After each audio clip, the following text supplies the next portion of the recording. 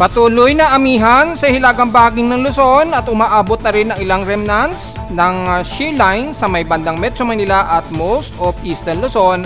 Magdadala pa rin ng mga kalat-kalat na mga pag-ulan. At ITCZ naman ay patuloy na magpapaulan mula Palawan hanggang sa Mindanao. Bahagyang pagbaba sa warning limit ng Paris Agreement ngayong taon. Medyo good news nga ba? Alamin.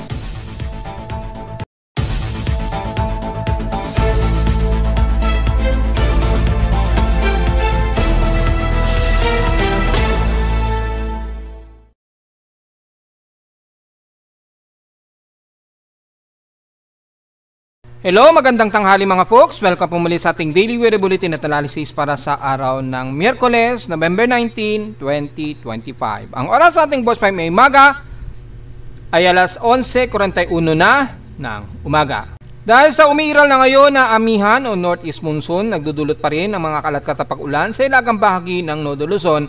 At yung lamig na simoy ng hangin, mas nararamdaman natin sa gabi. Napapansin nyo po, di ba?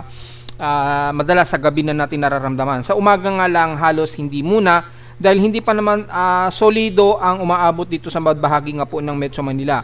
Pero sa mga nasa Tagaytay ngayon, mapapansin nyo na rin ang halos pagdoble ng pagbaba ng temperatura dyan.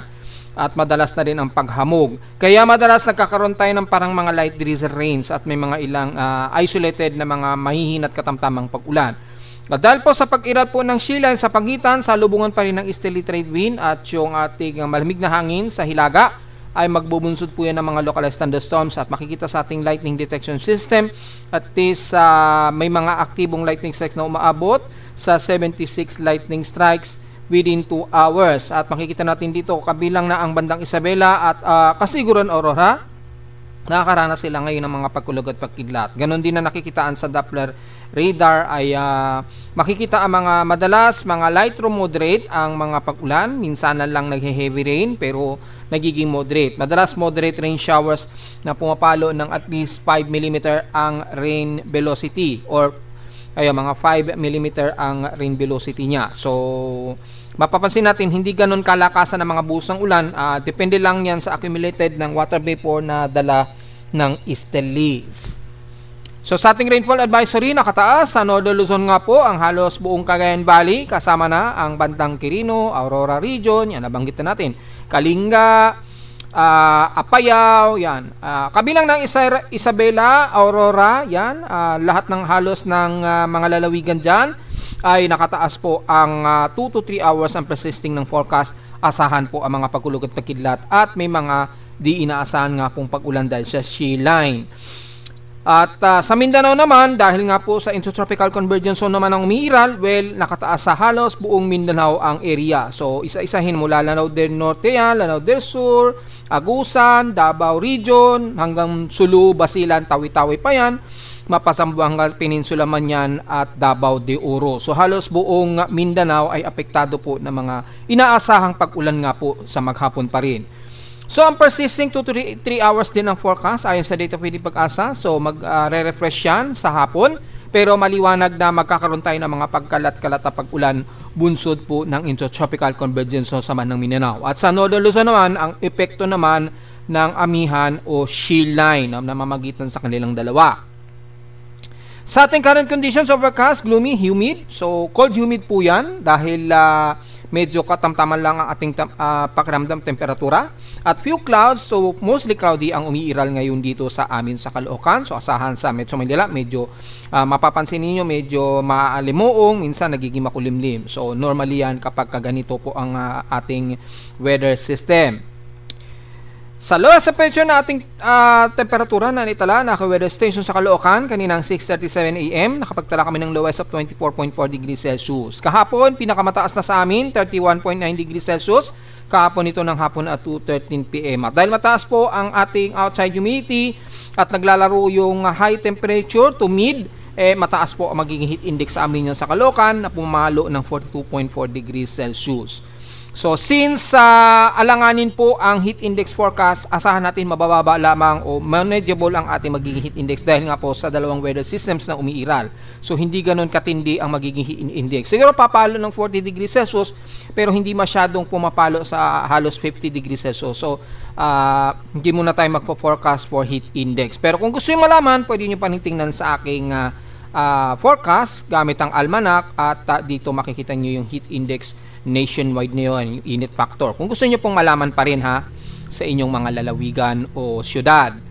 Sa PX systems naman in past 24 hours, nangunguna ang sunlight point sa may pinakamataas na air temperature na 33.2 degrees Celsius. At sa Baguio City naman sa lowest, 17.4 degrees Celsius po ang lowest temperature. At sa Inulan naman ang Tayabas, Quezon na may 84 millimeters na total rainfall. So sa amin sa Caloocan mula kanina ay nakaka 1.8 mm po kami. Malamang light drizzle rain po yan. Epekto yan ng shear line pa rin sa Luzon. Sa ating outside humidity, 85% po. So mataas po ang ating outside humidity. So masyadong mahirap magpatuyo ng sinampay niyan dahil sa mataas ang water molecule natin sa paligid. At 5% tong tinaas since last hour. At despite yan, mataas ang atmospheric pressure natin, 1010 hectopascals, and mabagal ang pagbaba lamang nito since last hour, pero natiling mataas pa rin yan. So, kahapon, naging pag-ulan sa amin pala, 7.8 mm, nagkaroon kami ng mga at least light to moderate rain showers. So, sa loob ng 7 araw, nakaka 24 mm na kami na total rainfall, or total of 199.5 mm, o halos 200 mm na po. Sobrang lagpas na ito, na average na 92.6 mm lang dapat. So, yan na po yung lumalabas na bagong average rainfall namin ngayong taon o sa nakalipas na 8 taon. High tide, low tide status, well, pa-minimum low pa po tayo. So, moderate pa po ito to low. Pero again, mataas po ang alon natin sa halos buong bansa, maging sa hilagang bahagi, lalo na dahil po sa pag-ilal nga po ng amihan. Malakas po ang pag-alon dyan sa may bandang hilagang kanluran ng Luzon. At maging dyan sa may ng eastern part ng Nodo Luzon. Malakas po ang daloy dyan. So, delikado po sa mga malilit na mangingisda. At dito sa may ng Mindanao ay medyo kaya-kaya naman, pero yung gale force winds dahil nga po sa intertropical convergence zone, nagkakaroon ng medyo convectivity dyan. Medyo pumapalo pa rin ng malakas-lakas ang bugso ng hangin, lalo na sa baybayin. So, ingat na lamang po sa mga mangingisda sa Mindanao. Magsama po kayo ng mga malalaking so, yun po, at magdalala lang po kayo o magsama kayo ng malalaking bangka na lamang dahil malikot po ang karagatan natin dyan, lalo na sa bahagi nga po na kung saan malakas ang daloy ng hangin. Sa atin namang air quality, well, moderate na naman tayo dahil may thermal inversion na naman na umiiral at 24.85 micrograms per cubic meter. So, magmas po tayo sa mga sensitibong mga baga. Sa lalo na't medyo uso pa rin yung influenza flu o flu symptoms, lalo na sa mga checketing natin. So, magmas na lamang po dahil medyo hirap makapag-evaporate yung mga usok natin dito sa syudad. Dahil sa umiiral na thermal inversion, so naasahan na medyo nagmo-moderate po ang ating air quality pa rin na 55 ang index. Sa ating almanac, sumikat ang haring araw kaninang 5:59 AM at lulubog po ito mamayang 5:23 PM. At dahil new moon po tayo, hindi muna tayo magre-report para sa moonrise and moonset. Diretso agad tayo sa ating local weather outlook para ngayong Miyerkules at Huwebes. Gaya pa rin kahapon, magiging partly clouding ang ating maghapon at may mga naasahang morning showers at may mga asahang pag-ulan din sa hapon na may at least 100% chance of rain. Bukas, ganun din, may mga partly cloudy ang ating araw at chance ng pag-ulan bukas naglalaro 30 to 32% chance of rain daw bukas yan ng Huwebes. Kaya sa lowest temperature expected maglalaro 31 to 32 degrees Celsius and lowest temperature expected ay nasa 25 degrees Celsius. Sa nagtatanong, magiging maulan ba ang ating buong linggo? Yes, magiging maulan po dahil dalawang weather systems po ang patuloy na umiiral sa atin ang ating shear line dahil po sa dalawang nagsasalpukan na northeast monsoon o amihan at yung easterly trade wind, yung mainit na hangin mula sa dagat Pasipiko natin sa silangan. So, yung salpukan na yan, alam naman na natin po yan dahil ilang beses natin pinapaliwanag yung tungkol sa easterlies na yan at yung amihan na nag-create po sila ng shear line dyan o yung frontal system o cold front. Ang pagitan na yan ay nagdudulot po ng makapal na kaulapan dyan o cluster at nagdudulot yan ng mga biglaang buhos ng ulan. So diretso agad tayo sa ating ginagamit na satellite imagery. Makikita po ang kaulapan na ito sa bahagi nga po ng Nodo Luzon. Ayan, malakas po ang daloy ng ating amihan na ngayon. Umaabot na sa bahagi nga po ng Nodo Luzon. So very gloomy po tayo. Halos zero visibility, lalo na sa mga matataas na altitude. Ingat na lamang po sa mga motorista natin na bumibiyahe po dyan. At maging sa buong kanluran, despite na medyo nakaka-penetrate ang ilang parte ng araw, pero gloomy ang panahon natin sa halos buong Nodo Luzon. At mga pag-ulan naman, dulot naman ng shear line dito sa hilagang bahagi ng Luzon. Ayan, yung pinaka-shear line pa rin niya. Ayan, umaabot na halos sa southern Luzon ang pinaka-frontal system ng shear line. At nagdudulot po yan ng mga maulan at pagkulog at pagkilat sa area na yan. Ayan, nakataas at binanggit na natin kanina yan sa bahagi nga po ng Cagayan Valley, maging ang Isabela at Aurora region. Sa Central Luzon naman, despite na medyo katamtaman, pero partly tumusikaw di ang umiiral, asahan din po ang mga kalat-kat na pag-ulan na may pagkilat at pagkulog sa maghapon po yan. So mapa-Zambales pa yan, mapa-Tarlac, bagamat at least dito medyo nakaka-penetrate yung haring araw dyan. Ganon din sa may bandang Benguet. Pero asahan natin, medyo maginaw-ginaw tayo dyan, mabababa ang temperatura natin. So ito po yung mas clear na kuha ng Himawari Pag-asa satellite imagery. Yan, kitang-kita po yung maulan na yan. So kung titingnan na po yung heavy rain potential yan, kung gagamitin natin yung Himawari mode at heavy rain mode, makikita natin ang heavy rain potential dyan sa bahagi nga po ng Cagayan Valley hanggang Aurora region na yan. Yan, hintayin natin mag-load po yung frames. Dahil laging real time po ang data mula sa Japan Meteorological Agency. Yan po. So malinaw naman po at kitang-kita ang heavy rain potential na umiiral ngayon dyan sa may bandang Makunakon, Dibalacan hanggang Palanan, Isabela. Ingat po sa mga posibleng pagbaha mga folks. Yan. So balik tayo sa Himawari mode. Makikita po natin ang maulap na ipapurin at very gloomy pa rin na paligid maging sa Central Luzon, Metro Manila at most of Southern Luzon area. Maulap din ang umiiral sa buong Bicol region and the rest ng Southern Luzon, pero asahan na mga light to moderate ang umiiral o kalat-kat na pag-ulan po sa maghapon. Ganon din ang Palawan na nakakaranas ng moderate to heavy rain showers nga po dahil ang extension ng Intertropical Convergence Zone nagpapang-abot ngayon dyan sa buong Mindanao hanggang Palawan po yan. Yan yung ITZZ line na yan. Yan. So yung kaulapan dito sa may bandang Palawan nagdudulot po ngayon sa kanila ng malawakang heavy rain showers po. Maging sa Puerto Princesa hanggang Batarasa, Balabak na po yan. At dito naman sa bandang El Nido hanggang Coron ay at least medyo nagmo-moderate pero partly tumusikaw di ang inyong maghapon. Asahan din ang mga kalat-kalat din na pag-ulan. Ganon din sa bahagi ng Visayas, although dito at least mas moderate ang Panay Island, Negros Region at Cebu, pero magiging partly cloudy ang halos maghapon natin. Kalat-kalat din ng mga isolated rain showers and localized thunderstorms. Pero at least dyan sa inyo, maging sa bandang Bicol region po hanggang Masbate, medyo maaraw sa inyo dyan. At least dyan, medyo moderate ang inyong lagay ng panahon.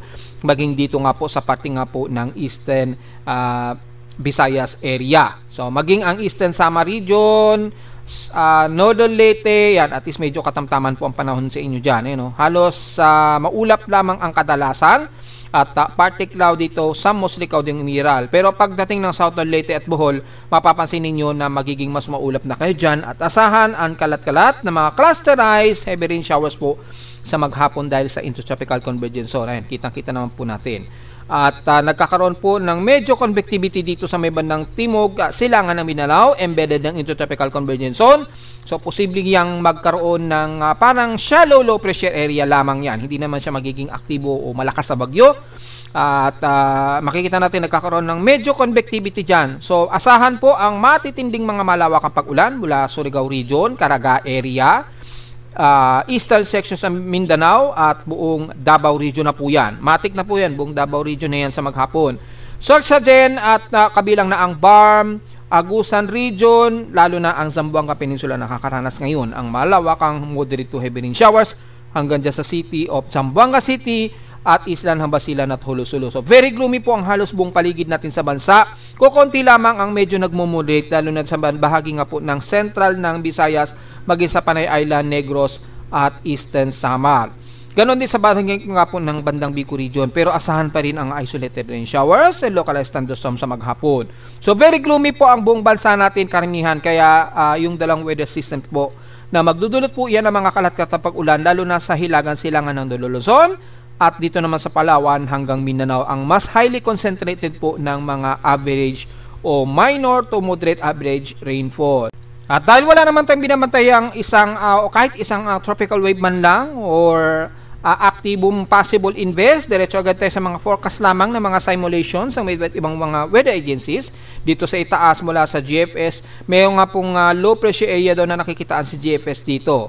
Ang starting ng forecast niya, kung pagbabasahin natin kay GFS, mabubuo daw ito from previous ay November 21 or 22. Manggagaling yan dito sa may banang South of Guam, which is pinost ko na yan dito sa ating Facebook page na may namubuo nga pong extension ng convergence. So basahin nyo na lamang po. Although hindi pa ito masyadong aktibong tropical wave, mostly shallow low pressure area lamang sigurado yan dahil sa embedded ng intertropical convergence zone. Pero kung pagbabasahin natin ang simulation forecast ng GFS ay may isang low pressure area na manggagaling dyan at lalapit ito sa may bandang Eastern Visayas daw. So hindi pa ganun kamakatotohanan ang lumalabas na forecast ng GFS na ito.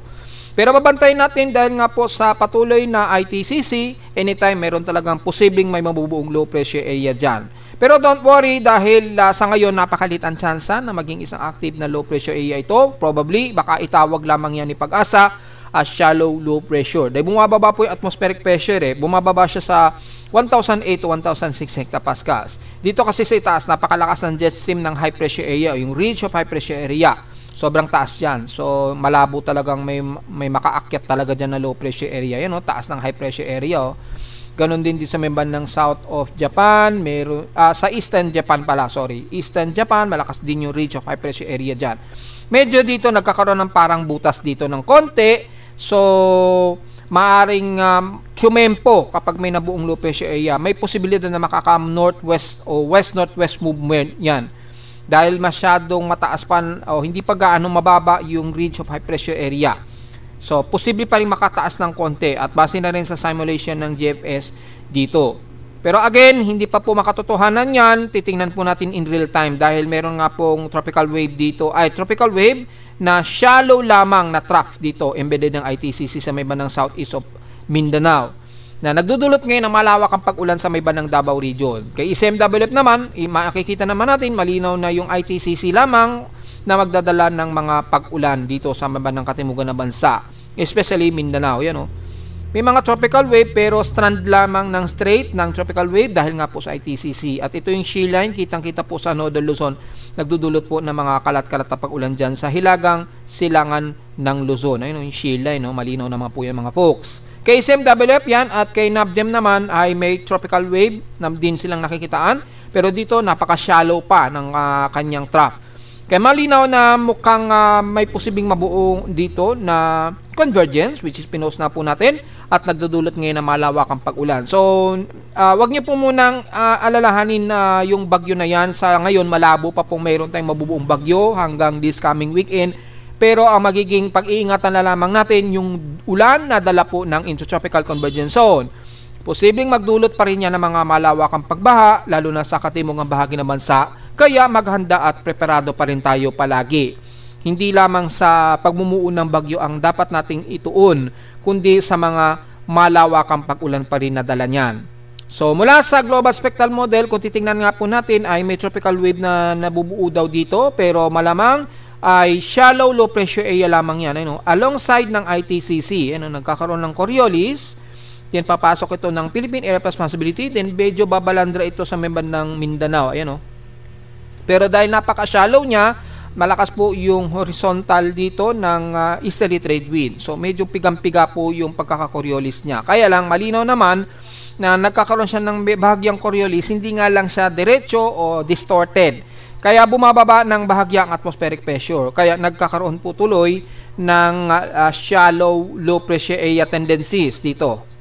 Kaya nakakaranas kayo ng grabing mga pag-ulan ngayon dyan. Ingat po sa mga pagbaha at wag sana magkaroon ng pagguho ng lupa just in case. At mula sa mean sea level pressure, ayan nga po, makikita natin bumababa sa 1,006 hectopascals. Anong araw yan? November 24. So, anong araw na natin ngayon? 19. So, lumalabas nga po ay sa susunod po o this coming weekend or sa susunod na linggo ay medyo magkakaroon kayo ng mas malawakang pag-ulan pa rin dyan. At posible nga po magkaroon tayo ng shallow, low pressure area na si Pag-asa na po malamang ang magdedesisyon yan. Yan. Pero yung pagiging invest sa ngayon, malabo pa po natin matatawag yan hanggang this weekend. Malabo pa yan dahil wala siyang low level convection na nakikitaan tayo o kahit man lang upward low, wala. Hindi masyado kita. Masyado pa siyang scattered o clustered. Hindi pa siya ganun kapulido yung kanyang convectivity niya. Kaya lang mababa talaga atmospheric pressure niya. Kaya nagdudulot po ng malawakang pag-ulan na akala ninyo may bagyo. Yan. So, ingat na lamang po sa posibleng pagbaha mga folks hanggang sa darating nga po na weekend. Yan lang po nakikita natin. At mula sa tropical cyclone strike probability nga po, makikita 5 to 10% apektado ang buong Mindanao area. Ito po yung extension ng ITCC. Kitang-kita naman po umaabot din hanggang Palawan. At nagkakaroon nga po ng medyo low convection. So, nagkakaroon ng parang mababang atmospheric pressure. Pero it doesn't mean po magiging isang bagyo na kaagad yan. Hindi po ha. Bumababa lang yung atmospheric pressure. Kaya ang nangyayari po, tumataas po yung water vapor. Dahil mainit na rin yung temperatura sa karagatan dyan at yung temperatura nagdadala ng mataas na water moisture sa evaporin at nagsasaboy ng malawak ang pag-ulan sa may bandang Mindanao nga po hanggang Palawan. Kasama dyan ang intertropical convergence zone. So wala po at sa tropical cyclone strike probability natin for this week, mapapansin natin maaring shallow trough lamang yan sa linggong ito. Pero kung sisingnan natin ng susunod na linggo, siguro by November 24 o 23. Hopefully may data na lumabas. Ayan, meron. So, tingnan natin dahil real-time ng update ni ECMWF sa ating webpage. At nakikita natin yan. At kitang-kita naman mga folks ay nagkakaroon ng mataas sa tropical cyclone strike probability at least 40 to 50% daw sa susunod na linggo. So, mga huling araw na yan, mga last week na po yan ng November hanggang unang linggo ng December. Yan o. Mapapansin nyo po, mababa na po yung daan ng convectivity na ito. So, mas apektado po kalimitan ang bandang Visayas at Mindanao niyan hanggang Palawan. Yan. So, hindi mawawala ang posibilidad na magkaroon tayo ng shallow low pressure area o anytime na posible pa rin magkaroon tayo ng panibagong low pressure area sa susunod na linggo. Pero hindi pa natin nakikitaan sa ngayon yung pagiging malakas nito or active na low pressure area. So, yun lamang po muna magiging analysis natin sa ngayon ay hanggang this weekend wala tayong inaasahan na may mabubuong sama ng panahon. So, if I'm not mistaken, climate anniversary yata ngayon, climate day yata ngayon. Correct me if I'm wrong lang mga folks. Pero dahil po dyan ay mag-update tayo sa status ng ating annual global mean temperature natin. Ngayon, good news ba o bad news? Well, sa ngayon, mukhang slightly good news ito dahil kung nakaraang taon, lumagpas po tayo sa 1.5 degrees Celsius warning limit ng Paris Agreement para sa ating klima, which is nasa under boiling point. Pero as time goes by nga po, kung papansin niyo po dito sa ating monthly seasonal cycle, lahat bahagyang bumaba po yung temperatura niya. Mula January hanggang nitong huling buwan, nitong October. So mapapansin nyo po, bahagya po bumaba yung global temperature natin. Ganon din na pinapakitaan ng ASEAN sa Japan Meteorological Agency. So kung pagbabasa natin yung annual global mean ay naglabas na nga po ng latest update si NOAA na bahagyang bumaba rin ang global temperature natin ngayong taon. From 1.5 degrees Celsius, bumaba ito sa 1.4 degrees Celsius. So good news ba ito? Medyo good news po. Kasi bakit? Dahil mas mababa na ito sa pinaka-warning limit ng Agris Agreement. Pero safe na ba ang mundo niyan? Hindi pa rin po. Medyo may mataas pa rin ang pagka-greenhouse effect niyan, mataas pa rin ang effectivity niyan. Magiging safe lang siguro tayo kapag bumaba at least man lang mga at least 1.1 o to 1.2 degrees Celsius na lamang siguro. At least dito medyo safe na tayo ng konti. Medyo makokontrol po yung paglala ng ating global climate. At dahil nga po dyan, bahagyang bumaba sa 1.4 degrees Celsius, ayon yan kay NOAA ha. Sa ibang namang mga agencies, halos nagtutugma din nung pinapakitaan ng HADCRETS. Ito, Atlantic din. Ito yung record ng Handcrafts sa Atlantic Bureau. Kay Berkeley naman, wala pa silang update for year 2025 kay Berkeley. So, ang mas latest ng update ngayon si NOAA at Handcrafts na medyo nagpapakita ng medyo mas magandang progressive. Sana tuloy-tuloy na pong bumaba yan para makontrol po ang paglala ng ating global climate. So, yun po yung pinaka-update natin at yung ating warning limit ng annual land and sea. Wala pa namang latest pero yung kay NOAA nga po ang pinakauna nilang latest update na bahagya nga pong bumaba yung global temperature natin. So, hindi pa rin tayo ligtas sa patuloy na climate change ha. Bahagya lamang siyang nabawasan. So, at least bahagyang medyo o bahagya lamang ang good news nito sa atin.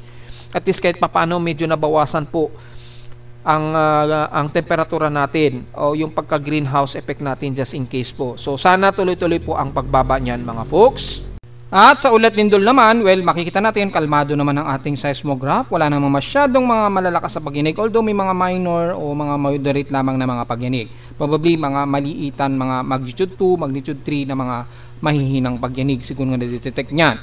Well, kung titingnan natin sa data feed ni PBox mula kaninang madaling araw, so far wala namang magnitude 4 pero tuloy-tuloy pa rin ang aftershocks. Kabilang na ang Bogo Cebu pa rin. So tuloy-tuloy pa rin ang aftershocks niya. Ano? Ito yung latest nila. Bogo Cebu pa rin ang aftershocks na may magnitude 2.4. So meaning ay mag-iingat pa rin tayo mga folks dahil tuloy-tuloy pa rin ang mga mahihinang pagyayinig dyan sa Bogo Cebu. At lagi tayong maging preparado dahil ayaw pa rin tumigil sa kakagalaw ng slit type na tectonic plate dyan sa paligid ng Bogo Cebu. So sa ating historical earthquake data, bilangin natin kung ilan na ang total earthquake natin this month. Kung aabot na ba sa 900 total earthquakes.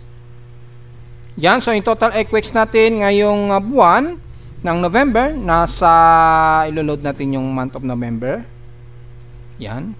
So total natin ngayon to 828 earthquakes na po tayo, 783 dito sa magnitude 2.0 pataas, 41 sa magnitude 4 at nanatiling 4 ang ating magnitude 5. So sana matapos ang buwan ng November, wala naman sanang umabot pa sa magnitude 6 pataas na naman ang magkaroon ng pagyayinig. Minsan ginugulat tayo kapag kung kailang huling araw na ng buwan, minsan doon pa biglang nagkakaroon tayo ng mas malakas na pagyanig pa.